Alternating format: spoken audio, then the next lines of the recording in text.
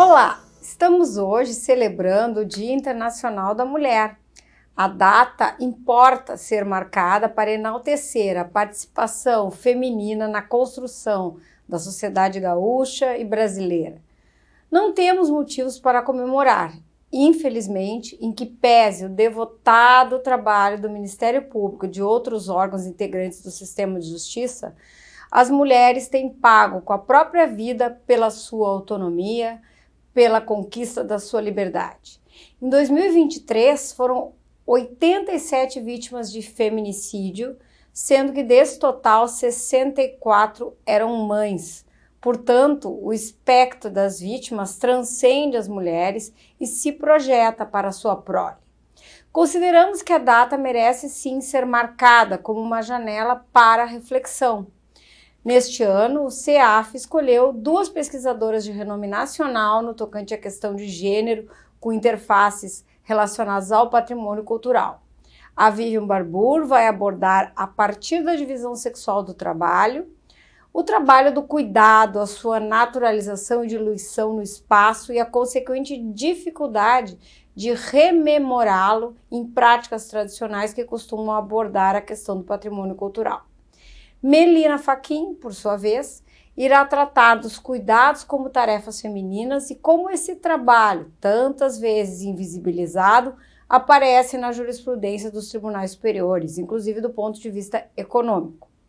Além dessas expositoras, chamamos para mediar o evento a doutora Ivana Bataglin, verdadeiro patrimônio cultural do Ministério Público Gaúcho, a qual vem desempenhando um trabalho de referência, nada invisível, junto ao Centro de Apoio Operacional de Enfrentamento de Violência contra a Mulher.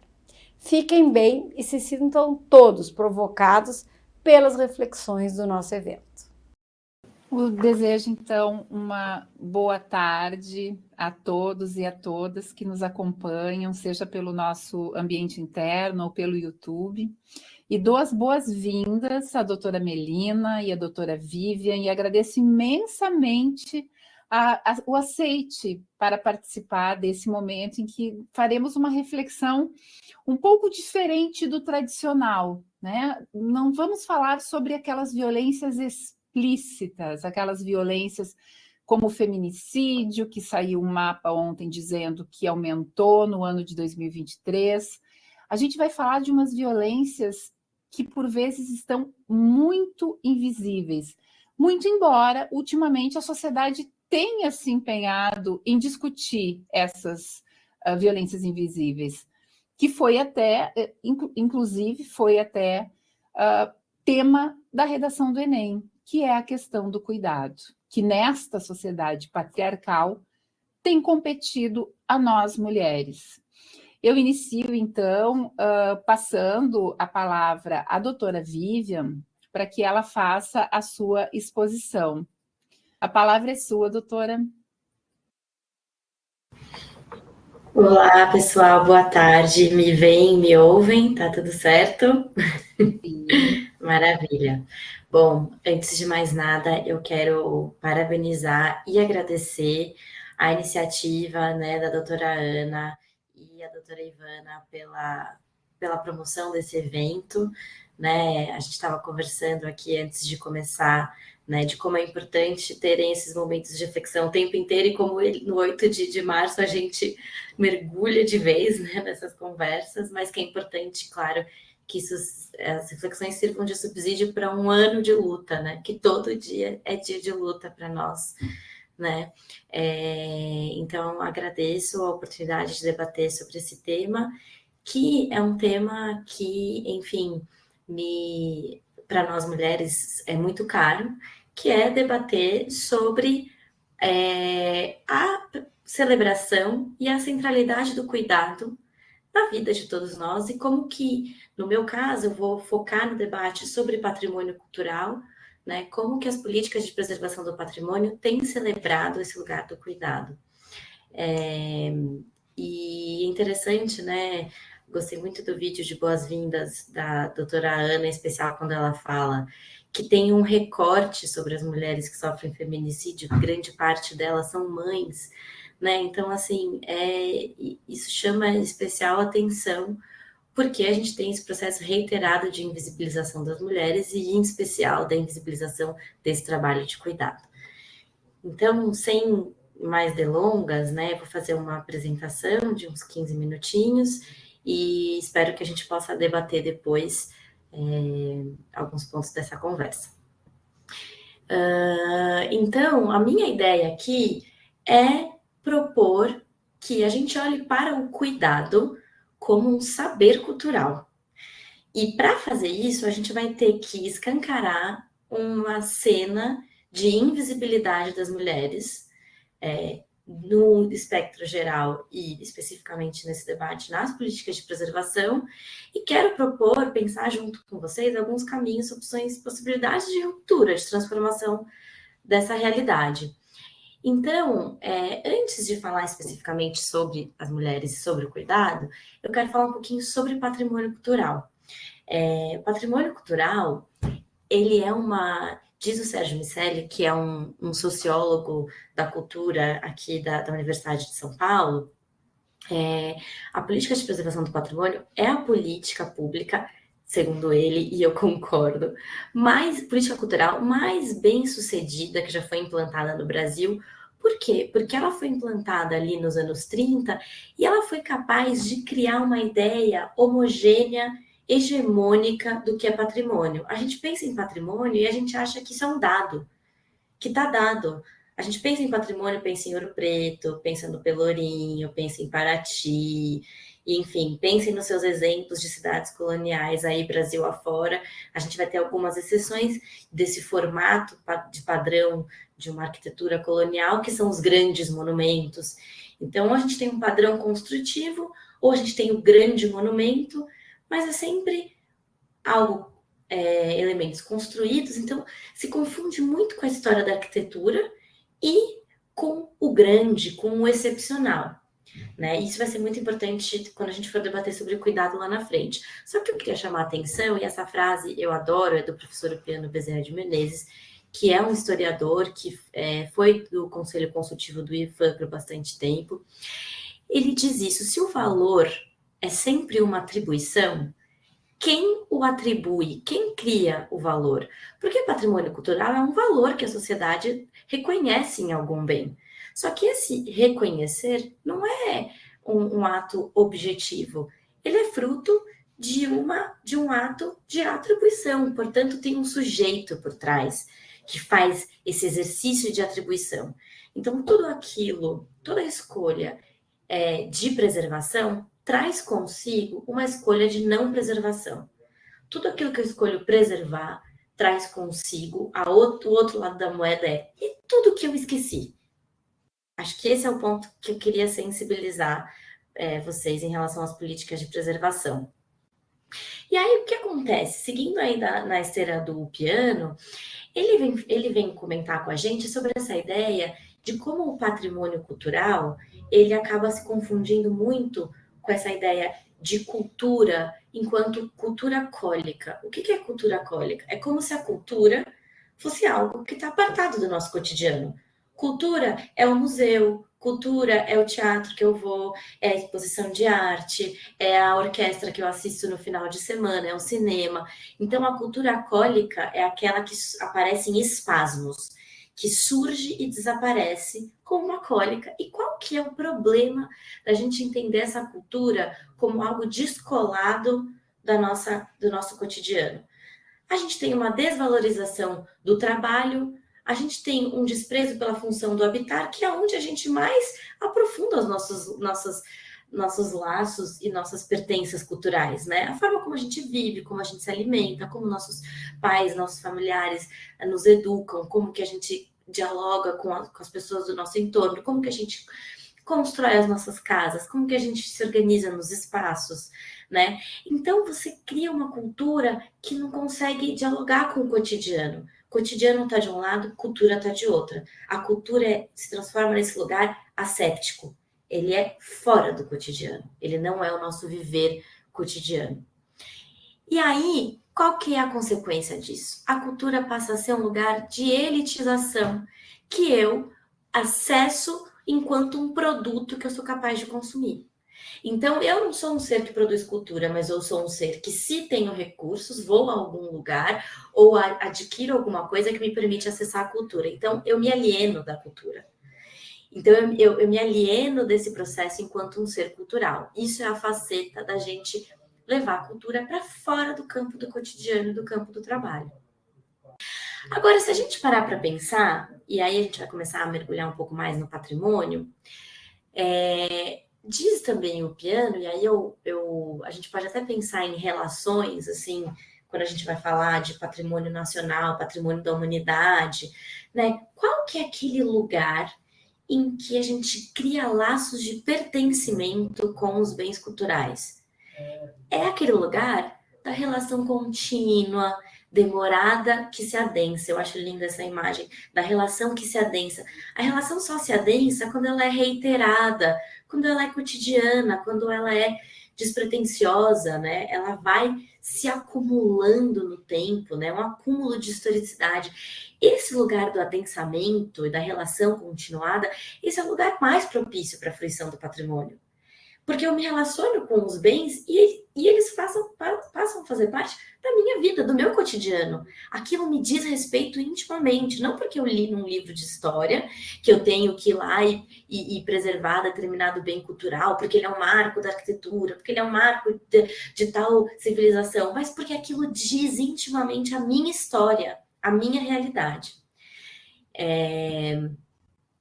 E aí eu quero trazer para vocês um movimento que nasceu em 2012, que é da Association of Critical Heritage Studies, que é a Associação de Estudos Críticos do Patrimônio, que ela começa a olhar e fala, gente, esse olhar do patrimônio, quando ele está muito atrelado a essa cultura cólica, ele traz um olhar de elitização. Se a gente pensar de novo, né, o que eu escolho preservar, o que eu escolho esquecer. Então, quando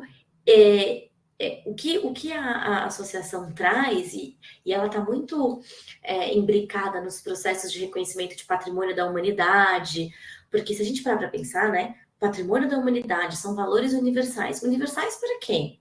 A gente vai ver que tem uma sobre-representação do mundo ocidental, uma sobre-representação de um modo de viver, de um mundo machista, patriarcal, quer dizer, não são dados objetivos, são seres humanos fazendo escolhas do que fica e do que não fica, como de interesse para a preservação. Então, essa associação, no seio dos debates de patrimônio mundial, lança esse manifesto em que ela diz que a gente precisa reconhecer o patrimônio como um ato político que envolve relações de poder. E quando a gente trouxer isso para a luz, vai ser inevitável a gente começar a fazer inúmeros questionamentos desconfortáveis de por que eu preservei isso, por que eu não preservei aquilo. Tá, mas eu preservei, mas por que dessa forma e não de outra? Por que o projeto de restauro demoliu a senzala? Aqui em São Paulo, por exemplo, a gente tem muitos casos assim de projetos de restauro do IPHAN, em que você tem as casas bandeiristas preservadas e as senzalas, e a capela também preservada, e as senzalas foram destruídas. Então, de onde vieram essas escolhas, né? E aí, a partir do momento que a gente fizer isso, essas perguntas desconfortáveis vão subir à superfície vozes de grupos historicamente marginalizados. Assim, não tem como escapar. É isso que vai acontecer. Então, o que eu quero propor é que o patrimônio não existe. Essa é uma aspas da Laura Jane Smith, que é uma arqueóloga da Austrália, tem um trabalho incrível de pesquisa crítica sobre patrimônio, e ela começa o livro dela sobre uses of heritage, usos do patrimônio, com essa frase que eu acho de uma audácia. Ela vai falar de patrimônio dizendo, gente, peraí, primeiro de tudo, patrimônio não existe, né? Essa coisa de patrimônio não existe. O que ela está querendo dizer? Não podemos se manter na chave de que o patrimônio importa numa identificação automática com aquilo que é grandioso, monumental, o belo. A gente tem que sair dessa chave. Esse patrimônio, ele é um patrimônio construído, ele não é um patrimônio natural que simplesmente identificamos. E aí ela vai dizer que essa atribuição natural do patrimônio, ela vem de alguns elementos, assim, como esse da expertise técnica e estética autorreferente. O que é isso?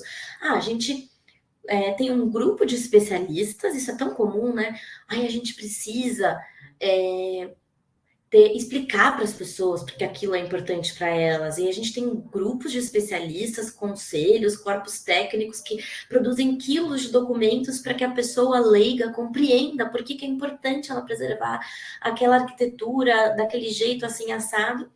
Só que é muito difícil a gente ver o caminho inverso né? É muito difícil construir, na verdade, lugares de participação social em que a gente consiga dizer, se fazer ser ouvido para esses corpos técnicos e esses conselhos de que não é só a expertise técnica que olha como um raio-x e identifica isso importa e isso não importa. Se é juízo de valor, a gente tem que franquear o acesso a essa atribuição de valor a toda a sociedade. Isso tem que ser um debate da sociedade, não de alguns técnicos.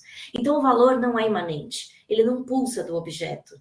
Ele é um valor construído e a gente tem que se perguntar quem constrói esse valor. Então, a premissa é isso. Todo patrimônio é intangível, no sentido de que é atribuição de valor. Ele pode ter um aporte, um suporte material. Então, eu tenho uma casa, eu tenho um objeto, eu tenho um livro, um quadro, que é um suporte material para um valor que ele é intangível. Ele sempre vai ser intangível, no fim das contas. E, em sendo intangível, ele é construção, ato político e exercício de poder. Invariavelmente, ele vai trazer isso consigo. E aí, então aqui, né, fazendo um resuminho, se a gente está falando desse discurso autorizado do patrimônio, que a gente quer um pouco desmanchar, ele tem esses olhares, né, que o valor é imanente. Se o valor é imanente, não vale o discurso, vale o que pulsa da matéria, né? Então a gente se apega muito à materialidade. E se a gente se apega muito à materialidade, que está ali pulsando o valor, a gente se apega muito à originalidade, no sentido de quem fez, quando fez, como fez. E isso leva ao achatamento da história. E quem se relacionou depois? E como que foi esses acúmulos de historicidade na matéria? A gente vê muito isso nos debates de projeto de restauro, né? Ai, temos que voltar à originalidade, à condição original. Por que precisamos voltar à condição original? Qual é o valor que a gente busca quando vai até a condição original? Acho que é esse a pegada. Pensar em qual valor que eu estou escolhendo, que é sempre uma escolha, e que eu tenha consciência de que se eu estou escolhendo ir para o original, eu estou apagando todos os acúmulos de historicidade que vieram depois. E se eu tenho essa expertise técnica, que é alguém de fora que olha, não, ó, é isso, é aquilo, eu tenho uma política que é homogeneizante, porque ela não parte de diversos atores com diversas leituras e de valores. E aí, com isso, eu apago o que é dissonante. Então, eu passo a ser uma consumidora do patrimônio. Se eu não construo patrimônio, eu aprendo o que ele é, e eu, quase numa coisa meio voyeurística ali, eu contemplo, eu olho, uau, e vou embora. Não me relaciono com ele. Agora, se as políticas de preservação são, historicamente se construíam dessa forma, o que dizer da presença das mulheres nesse processo? Aí vamos entrar no debate das mulheres. A gente poderia fazer essa análise do ponto de vista, de dois pontos de vista. De um lado, pensar nas mulheres enquanto mulheres que construíram a agenda e foram agentes das políticas de preservação e que foram invisibilizadas, tantos nomes que a gente poderia citar. Mas não é esse o foco que eu quero trazer. Eu quero focar, na verdade, justamente na representação dessas mulheres nos bens que são reconhecidos como patrimônio, em especial no recorte sobre o cuidado. Então, agora a gente vai falar sobre cuidado. E por que falar sobre cuidado? A gente tem que dar um passo atrás e entender que a gente vive numa sociedade que tem uma divisão sexual do trabalho. O que é a divisão sexual do trabalho? É uma divisão entre o trabalho produtivo. O que é o trabalho produtivo? Aquele que tem valor econômico, ou seja, eu sou remunerado para isso. Esse trabalho é historicamente associado aos homens.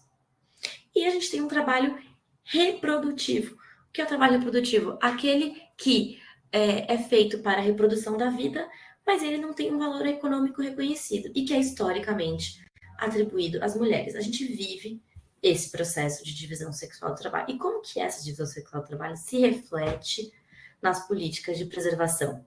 né? A gente tem, então, esse lugar natural da mulher, né? A mulher tem o dom para a maternidade.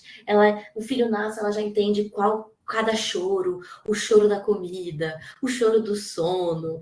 A gente ouve cada coisa, assim, né? Enfim, a gente já sabe. Então, tem muito esse lugar de naturalização do lugar da mulher na divisão sexual do trabalho.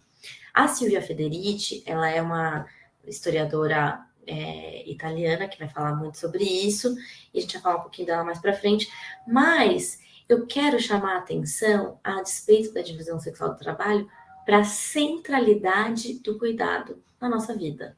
Eu não sei se a gente já parou para pensar nisso, e aí tem essa frase que eu amo, acho essa frase, assim, assertiva, contundente e objetiva, que é: todas as atividades, incluindo aquelas que pensamos como políticas, envolvem uma dimensão de cuidado, porque, além de atuar, nós precisamos nos autossustentar enquanto atores. E para essa afirmação não há exceção. Assim, não há exceção. Para cada uma de nós, nós três estamos aqui, né, dividindo a mesa, para todo mundo que está assistindo, para cada um de nós estarmos aqui, a gente teve que se alimentar, a gente teve que vestir uma roupa, a gente teve que dormir numa casa que estava limpa, né? Alguém teve que fazer a nossa comida, ou a gente fez a nossa comida, a gente lavou a nossa roupa, ou alguém lavou a nossa roupa. É impossível estarmos aqui sem esse processo de cuidado. Então, o cuidado é central na vida de todos os atores. Ainda também para aqueles que não, né, que estão apartados na divisão sexual do trabalho, também para eles é super importante que o cuidado exista.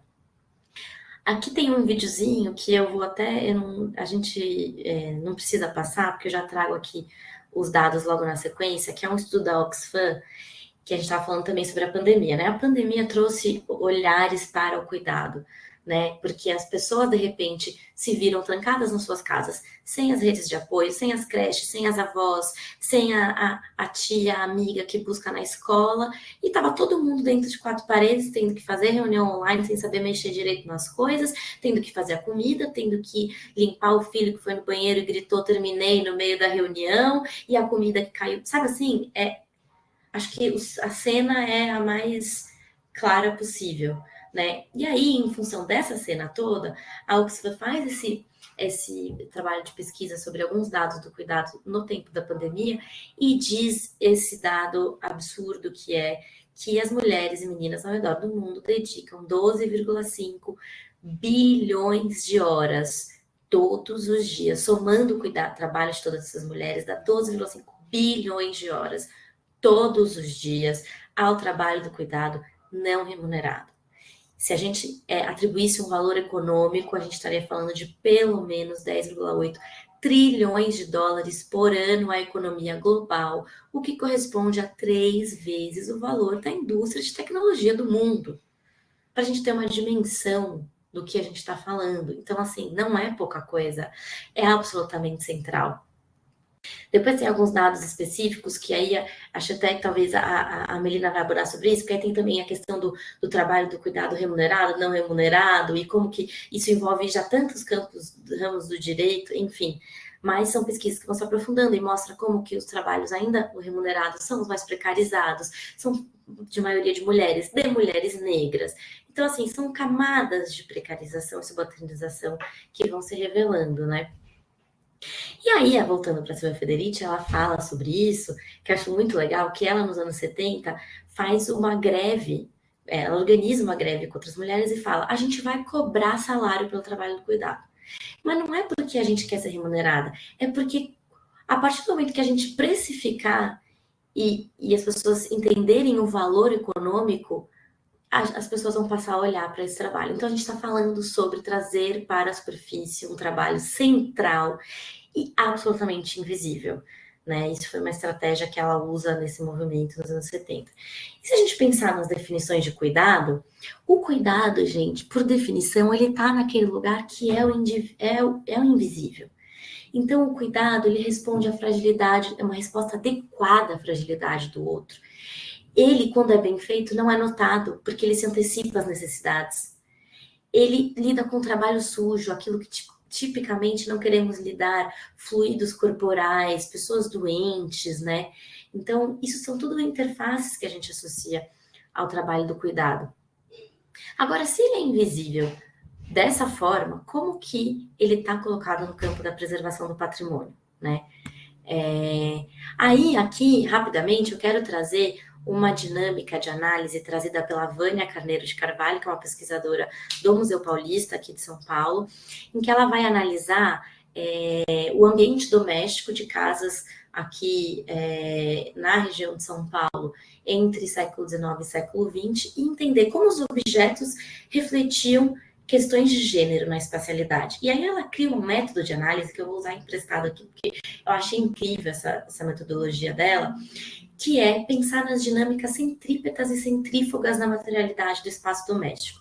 Ela vai dizer que a dinâmica centrípeta, esse desenho tosco que eu fiz, né, em que você tem os objetos todos se direcionando para um centro, em que esse centro é o homem. Os objetos masculinos no ambiente doméstico, todos eles reforçam a identidade e caracterizam a individualidade do homem. É o busto, é a caneta que a pessoa usou para escrever, é o quadro da família, tudo aquilo agrega adjetivos a um indivíduo que está muito bem identificado naquele espaço. Então, ela vai falar de como isso aparece no Museu Paulista, ela vai mergulhar um pouco no acervo e tal. Por outro lado, a dinâmica centrífuga é aquela da diluição. E ela é a que representa os objetos que se relacionam com as mulheres no espaço doméstico.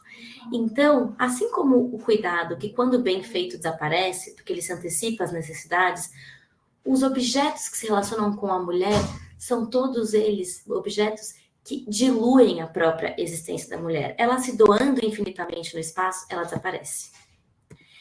E aí aqui trouxe um trecho do livro que a gente publicou, do artigo que eu escrevi, que vai falar sobre a toalhinha de renda, um exemplo, né? A toalha de renda repousa na mesa graciosamente, né? Esconde toda a técnica envolvida em fazer aquilo, etc. e tal. Ela tá lá especificamente para tornar o ambiente acolhedor. Assim também é a presença da mulher no espaço doméstico, quando bem feita, desaparece. Então, é esse lugar da diluição, né? Agora, se a gente pensar naquela dinâmica do patrimônio grandioso, monumental, e a gente pensar nessa dinâmica centrífuga, centrípeta, não fica difícil da gente enxergar que o patrimônio, nessa forma hegemônica de olhar para o mundo, vai valorizar o excepcional e vai valorizar objetos que estão muito associados a esse lugar da dinâmica centrípeta, da individualização masculina no espaço, né?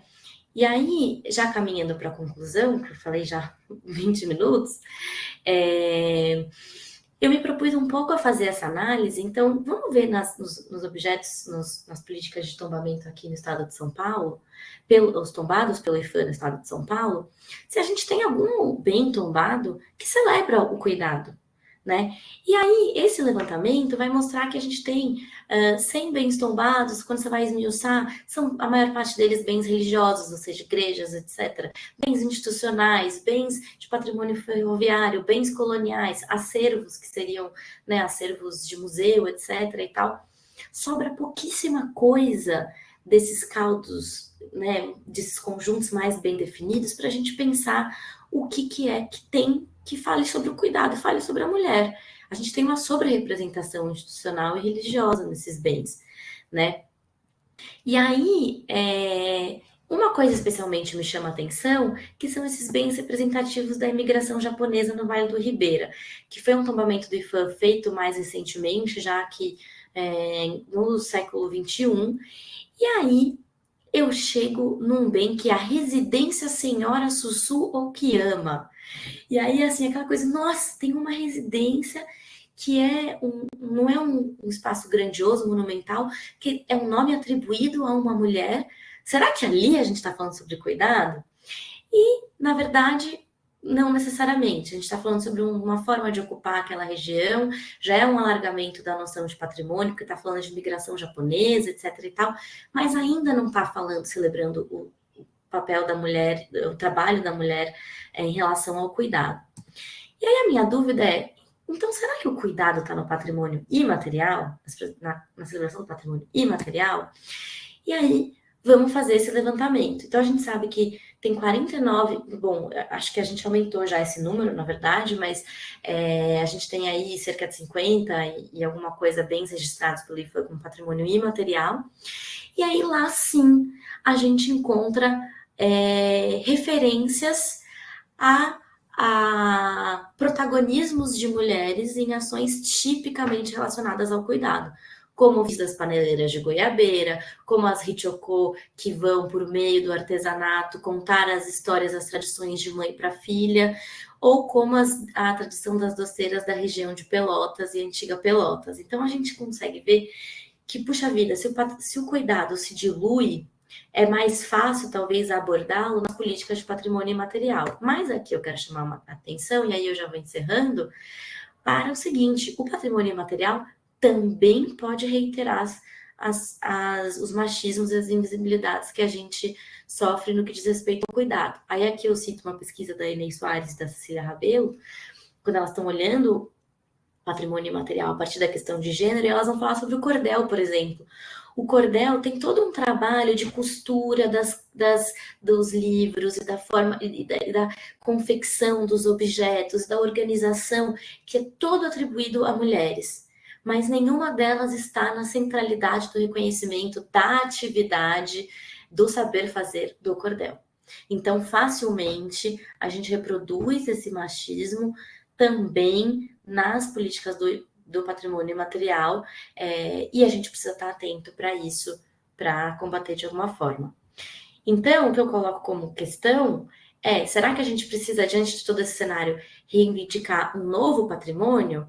Né? Aqui eu trouxe um trecho da Joan Scott, que é uma historiadora que estava envolvida com a nova história, que era pensar as micro-histórias, né?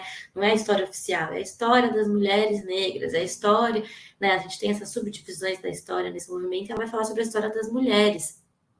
Como que a história, até aquele momento, era contada a partir de um olhar masculino, né? De um lugar de dominação. E aí ela coloca essa pergunta que eu acho que vale para o nosso caso, que é: reivindicar a importância das mulheres na história significa necessariamente ir contra as definições de história e seus agentes já estabelecidos como verdadeiros, ou, pelo menos, como reflexões acuradas sobre o que aconteceu. Quer dizer, no mínimo, a gente vai dizer: olha, essa história oficial aí não é tão oficial assim, né?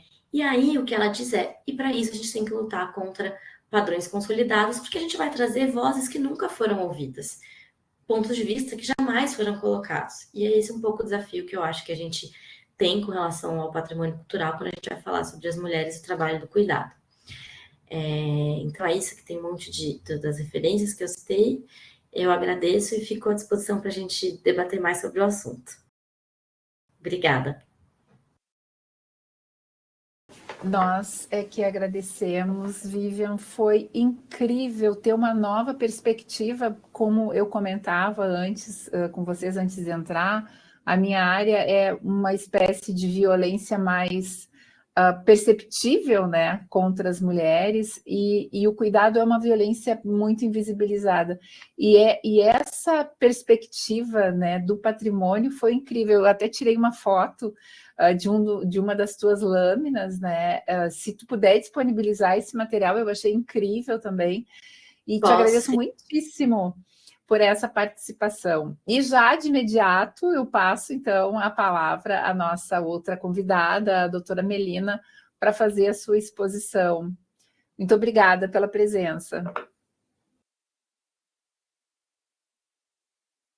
Eu que agradeço, doutora Ivana, queria lhe agradecer ao Ministério Público do Rio Grande do Sul, estendo também os meus agradecimentos aqui à doutora Ana, e queria, enfim, agradecer sobretudo por esse presente no dia de hoje, né, de escutar a Vivian, de fato, torna a minha tarefa ao mesmo tempo muito fácil e muito difícil. Muito fácil porque ela, de fato, cobriu aí tudo que tinha para ser dito, e difícil porque fico aqui com a dificuldade de tentar trazer algo novo, tão instigante quanto ela, tenho certeza que não conseguirei ser, mas, enfim, é um presente sempre te escutar e aprender com você, Vivian, e ainda mais num dia como hoje, né, tão simbólico, um dia de luta aí para todas as mulheres, e mulheres aqui no sentido mais plural, mais ampliativo possível,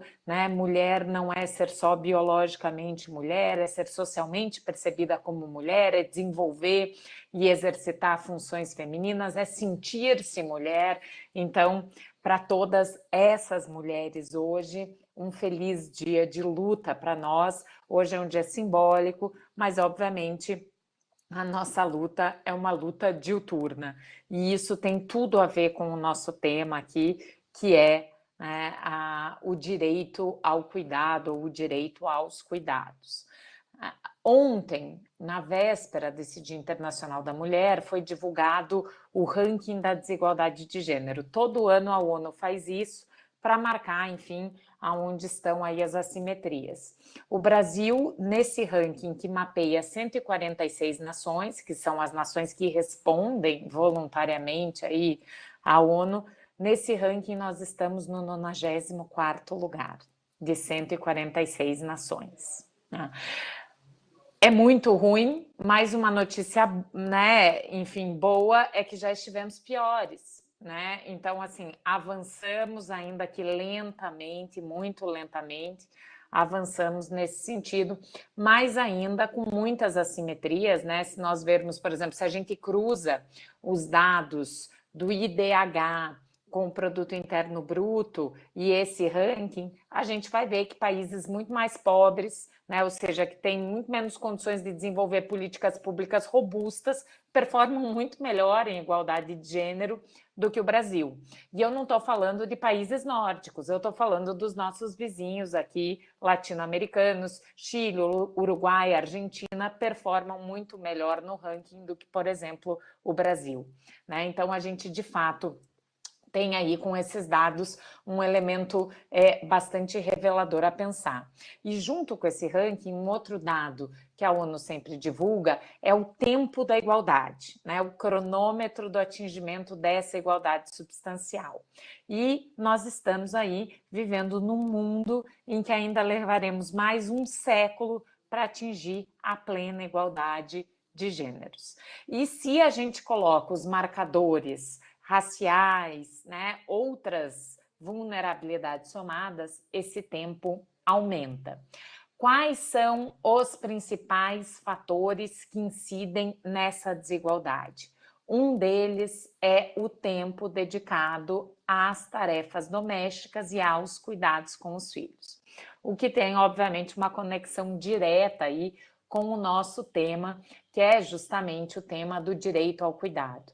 E esse tema é um tema que juridicamente ainda não ganhou o seu devido espaço, né? É um tema que em outras áreas, na área da sociologia, por exemplo, muitas sociólogas, cito aqui a Flávia Biroli, por várias outras, têm se dedicado a isso, a chamada divisão sexual do trabalho, como isso impacta nas esferas públicas e privadas de participação das mulheres, na própria economia, né? O campo da economia dos cuidados já inclusive teve, né, um prêmio Nobel laureado, aí uma grande economista e pesquisadora nesse sentido, mas no direito parece que a gente ainda tem uma certa estranheza, e curiosamente hoje, conversando com algumas colegas e colegas na Universidade Federal do Paraná, falei para eles que o tema que eu ia falar hoje era sobre direito ao cuidado, e alguns deles disseram, nossa, nunca ouvi falar dessa expressão.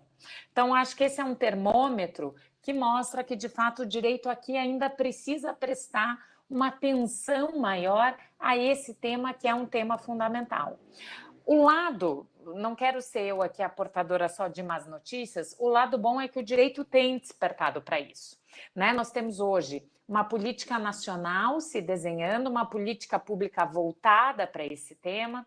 No ano passado, por exemplo, provocada pelo Estado da Argentina, a Corte Interamericana de Direitos Humanos lançou uma opinião consultiva que eu tive aí a possibilidade de, junto com as minhas alunas e os meus alunos pesquisadores da Universidade Federal do Paraná, responder uma opinião consultiva sobre direito ao cuidado, direito humano ao cuidado. né? Então, a gente precisa primeiro, e eu acho que esse é o grande esforço, se apropriar dessa categoria jurídica, de fato.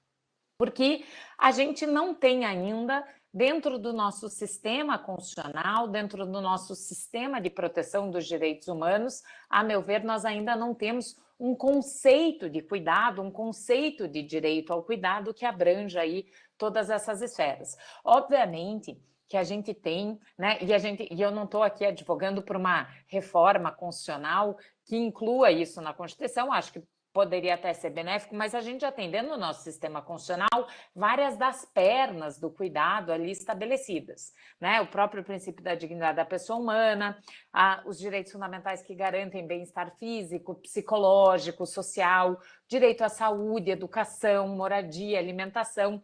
O direito ao cuidado, ele é um grande guarda-chuva, né, que abriga aí sobre ele vários direitos e várias relações jurídicas que nele orbitam, por assim dizer.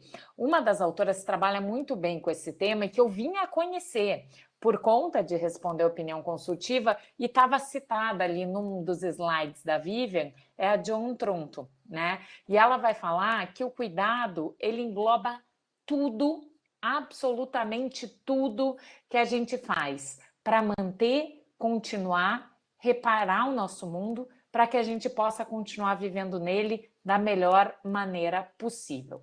Então, o cuidado é cuidar de si, cuidar dos outros, levando em consideração o aspecto emocional, né? Levando em consideração também o aspecto material, né? As condições mínimas aí de desenvolvimento de uma vida digna, né? E, obviamente, ele não se reduz a uma única dimensão, a uma dimensão social, uma dimensão econômica, uma dimensão política. Ele, na verdade, engloba todas essas esferas, e ao englobar todas essas esferas, ele também estabelece aí um feixe, né, de deveres que a ele corresponde. Porque, obviamente, a gente aprende, né, nas aulas mais iniciais de direitos fundamentais em direito constitucional, que eu leciono aqui na Universidade Federal do Paraná, que a todo direito fundamental há um dever também que a ele corresponde. Esse dever, obviamente, é mais diretamente ao Estado, para proporcionar condições adequadas das indivíduas e dos indivíduos usufruírem de uma vida digna e saudável, mas esse dever, obviamente, não se limita só às políticas públicas estatais, né? Nós temos um conjunto de deveres que também se projetam nas relações privadas, né? Como, por exemplo, as empresas e o direito do trabalho lida com o cuidado, né, que as trabalhadoras precisam ter para com aqueles que delas dependem e assim sucessivamente. Então, aqui a gente tem, né, uma imanência do direito ao cuidado no nosso sistema constitucional de proteção, que acaba aí tendo esse feixe, né, não só de direitos que dele surgem, mas que também de deveres que se projetam aí para múltiplos atores, né? Agora, é impossível pensar cuidados em abstrato, porque, obviamente, esse é um tema muito ligado à própria condição feminina, à própria existência das mulheres, e como eu comecei falando, ser mulher é ser plural. Portanto, o tema dos cuidados também incide de modo muito diferenciado conforme as condições de mulheres que estamos falando, né? Então, aqui, as interseccionalidades, ou como algumas autoras preferem, as consubstancialidades, elas acabam também trazendo esse tema de modo desigual para as mulheres, né? Algumas mulheres, por exemplo, as mulheres de classe baixa, as mulheres negras, as mulheres pobres, né? Elas acabam tendo, obviamente, múltiplas formas de discriminação e de desigualdades que sobre elas recaem e que faz com que o cuidado para elas, esse dever do cuidado, né, com os outros, fique muito mais ressaltado do que o próprio direito ao cuidado consigo mesma, né? Então, é nesse contexto aí que o direito ao cuidado também precisa reconhecer e abordar todas essas intersecções, né, todas essas vulnerabilidades que se somam para que as políticas públicas que sejam pensadas, para que as respostas que sejam pensadas, sejam respostas que atendam especificamente a essas mulheres, sobretudo as mulheres que vivem mais à margem da proteção e aquelas que, obviamente, precisam, né, de uma política mais robusta de proteção. Então, é nesse sentido, né, que o direito ao cuidado pode ser configurado, e eu tenho feito esse esforço, porque eu sei que juridicamente a gente, quando tem uma garantia normativa, né, ela se torna também um trunfo, digamos assim, né, de proteção. Então, eu tenho feito esse esforço de dizer que o direito ao cuidado é um direito constitucional previsto no nosso sistema de direitos fundamentais, dentro daquela cláusula lá do parágrafo 2º, que fala, né, que existem direitos implícitos que decorram, portanto, de outros direitos e dos próprios princípios previstos na Constituição. Então, nós temos, dentro do nosso aparato normativo, o reconhecimento desse direito, e também temos, dentro do nosso, enfim, escopo jurisprudencial, o reconhecimento, ainda que tímido, mas temos o reconhecimento desse direito. E uma parte das pesquisas que a gente desenvolveu aqui na Universidade Federal do Paraná foi tentar localizar isso, então, na jurisprudência da nossa Corte Constitucional. Aonde está o cuidado, né, e o reconhecimento desse direito ao cuidado na jurisprudência do STF? E ele aparece, como eu disse, ainda que de modo tímido, mas ele aparece sobretudo quando ligado a vulnerabilidades específicas. Então, nós temos, sobretudo, uma jurisprudência aí que menciona os direitos aos cuidados quando vai tratar dos cuidados da pessoa com deficiência, né? E aí faz toda uma interseção com o que a própria Convenção de Nova York prevê, o próprio Estatuto da Pessoa com Deficiência, né? E esse arcabouço mais robusto que daí veio.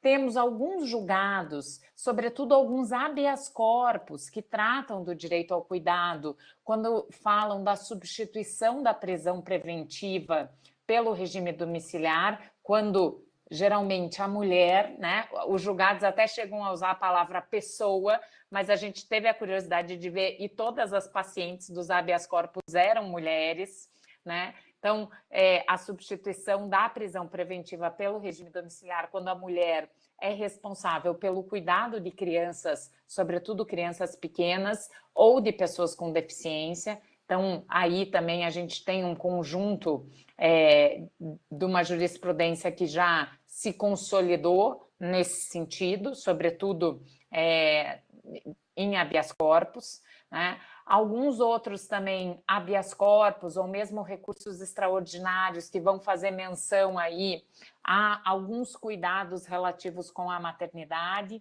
Então, aqui aparece, né, inclusive também em vários momentos, questões relacionadas à discriminação contra a mulher, o próprio ODS 5, né, que a equidade de gênero aparece também constantemente citado nesses julgados, trabalhando justamente com essa ideia de que a proteção à maternidade demanda esse olhar, né, da igualdade de gênero.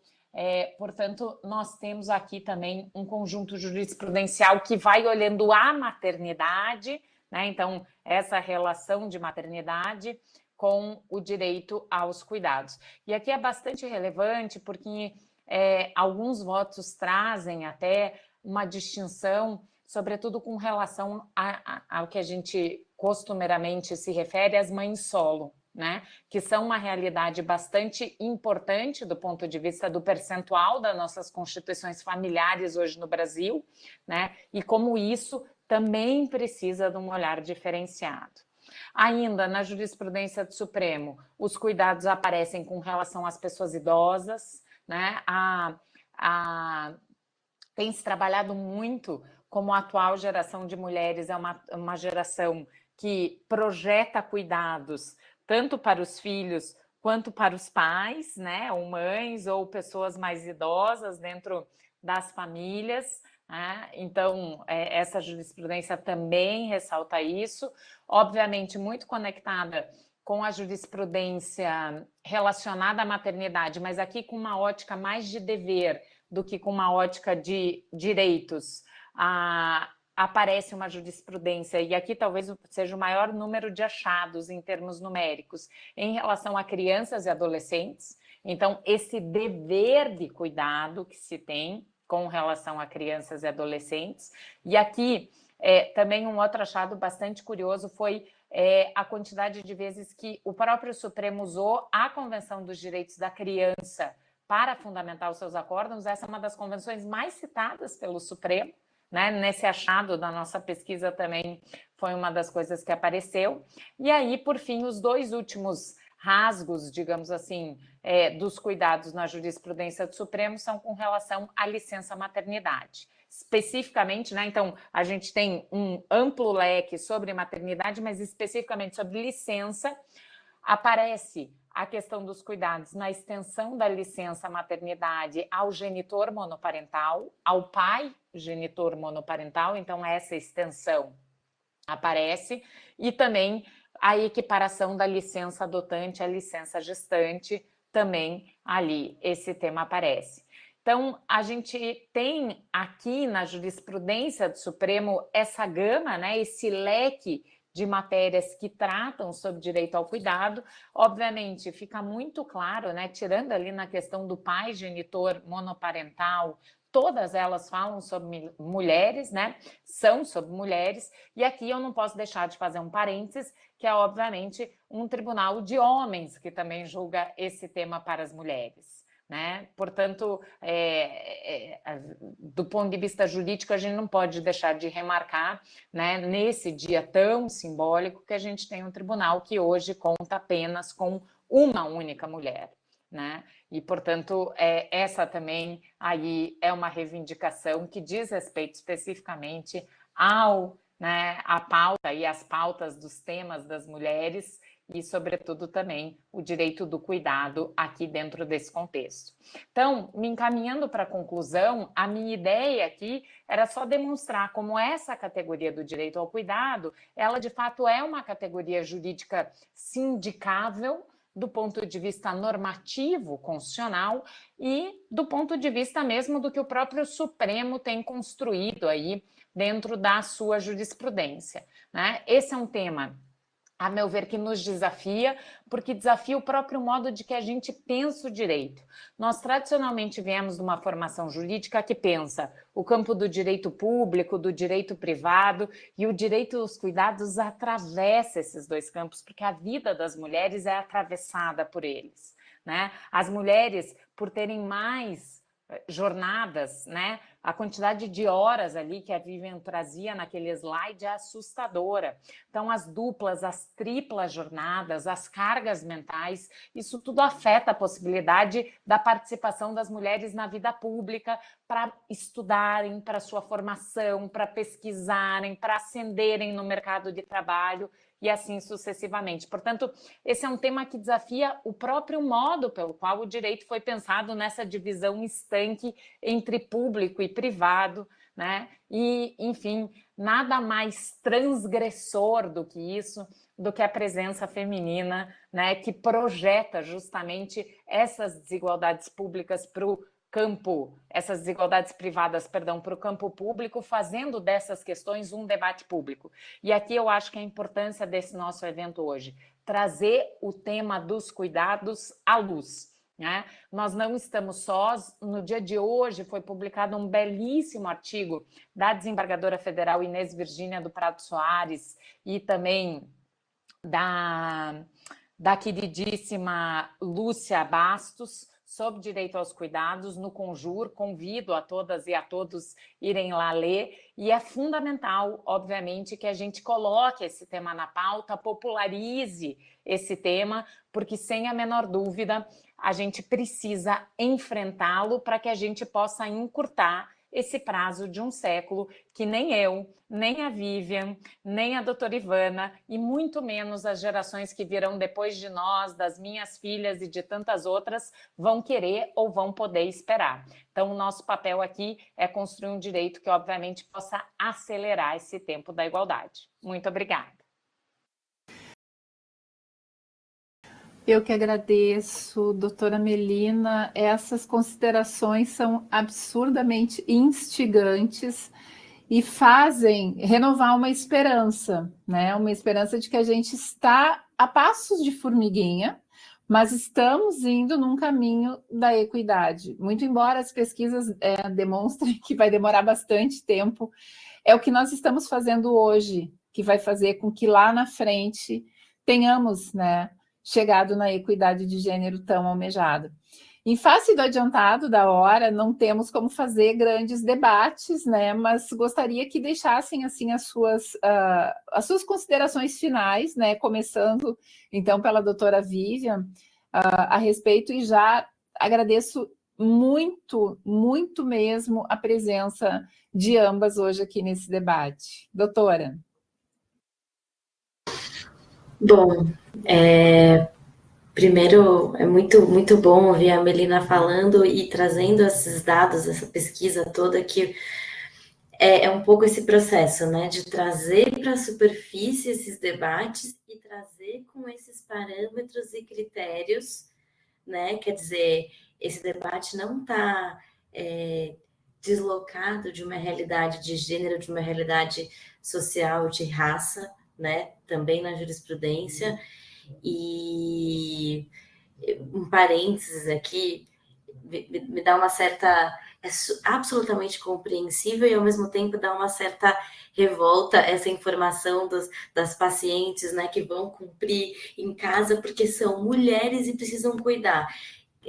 Aí eu fico me perguntando, né, esse cenário é cenário de mulheres que são mães monoparentais, enfim, mãe solo, não sei a melhor forma de nomear, mas que estão sozinhas e, portanto, as crianças dependem, ou porque também a gente não consegue se desvencilhar de que quem vai cumprir esse serviço, esse trabalho, esse lugar são as mulheres. Eu fico com essa pulga atrás da orelha e pensando como que a gente consegue, enfim, superar esse cenário, assim. E o que eu traria de consideração final, assim, na verdade, é que esses dados todos, essas reflexões todas, e também essa informação de que, tal como estamos caminhando, as coisas podem estar diferentes apenas daqui a 100 anos, me traz a impressão de como dar centralidade para o cuidado é virar em absoluto uma chave de atuação e compreensão de mundo, né? Porque essa invisibilidade do cuidado, que necessariamente é um trabalho compartilhado, é um trabalho que se faz em colaboração, em rede, mulheres que ajudam mulheres, né? São as mães que ajudam.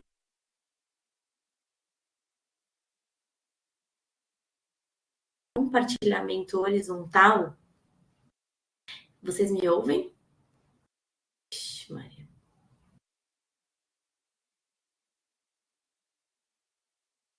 Agora a gente escuta, Vivian. Ficou um pouquinho mudo, mas agora a gente Deu só uma escuta. falhada, Vocês me ouvem agora? Sim. Sim. Eu vi que a conexão caiu aqui, né?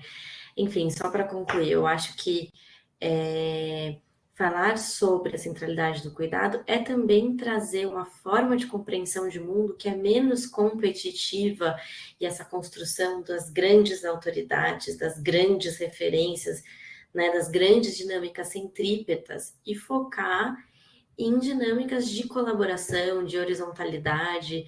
Isso é um baita desafio, porque, enfim, não é o modo como a gente vive nessa sociedade. Então, acho que é um desafio que fica, que atravessa todo esse tema. Mas é isso, eu agradeço mais uma vez o espaço, agradeço a doutora Ivana, é uma honra compartilhar essa mesa com a Melina também, que tive a oportunidade de conhecer nesses processos de pesquisa em relação a esse tema, e que a gente possa seguir debatendo. Obrigada. Obrigada, doutora Vivian. Doutora Melina, suas considerações finais, por favor. Obrigada. Eu queria só deixar, de um lado, a minha palavra de gratidão por ter participado desse momento, por ter minimamente contribuído e muito mais aprendido ao escutar aí a sempre brilhante Vivian, a quem, né, agradeço pela inspiração, pelo conhecimento compartilhado. A minha palavra final é uma palavra que, ao mesmo tempo, olha para trás e reconhece o quanto a gente caminhou. Eu acho que nos últimos anos nós tivemos avanços importantes e robustos, sobretudo no que diz respeito a talvez, né, um dos maiores entraves no que diz respeito à igualdade de gênero, que é a violência. Né? Nós vivemos numa sociedade ainda profundamente marcada pela violência de gênero, a nossa região é atravessada por isso, mas infelizmente não é um fenômeno exclusivamente regional, né? É um fenômeno também que se projeta aí globalmente em sociedades muito distintas, né? Então, acho que a gente tem que olhar, reconhecer, né, empoderar esses instrumentos, sobretudo que nos aí alçaram, né, importantes conquistas, e por todos, né, não podia deixar de mencionar, acho que a Lei Maria da Penha de todos, né, é uma virada de paradigma no que diz respeito ao enfrentamento da violência, e com isso contribui muito para o avanço nas pautas da equidade de gênero. Então, olhando para trás e reconhecendo, né, esse legado e fazendo dele, né, as nossas armas do presente, olhar para o futuro, né, ver que a gente ainda tem muitos desafios. Eu falava da nossa Suprema Corte, mas olhemos para o nosso parlamento, né, olhemos para o Poder Executivo, olhemos para onde nós estamos, para os nossos locais de trabalho, né, para os nossos colegas, para as nossas colegas. Então, nós ainda, de fato, temos no campo público, no campo privado, muitos desafios aí a chegar, né, num pleno reconhecimento de igualdade, mas que a gente possa cada dia mais construir, então, um cenário que seja menos desigual, né, para que aí, obviamente, não demoremos um século, mas para que a gente chegue aí na plena igualdade. E eu queria finalizar só citando uma frase da Adélia Prado, poetisa. Ela fala que a mulher é desdobrável. Eu acho que isso tem muito a ver com o cuidado, né? Nós nos desdobramos em mil para dar conta, né, de todos os pratinhos, enfim, que a gente tem que manter girando, mas que a gente também se desdobra em guerreira, se desdobra em lutadora, né, por mais direitos e por um futuro mais igual. Muito obrigada às duas, doutora Vivian, doutora Melina, por essa exposição que acalenta o coração num dia que não é um dia de comemoração, mas é um dia de luta. Sigamos nessa luta para que consigamos, então, atingir essa equidade de gênero e, com isso, o fim da violência e da invisibilidade dessas violências cotidianas. Muito obrigada também a todos que participaram e, sobretudo, obrigada a vocês duas. Muito obrigada. Agradeço ao MP, doutora Ivana, doutora Ana. Melina, um prazer sempre. Obrigada, tchau, tchau. Tchau, tchau.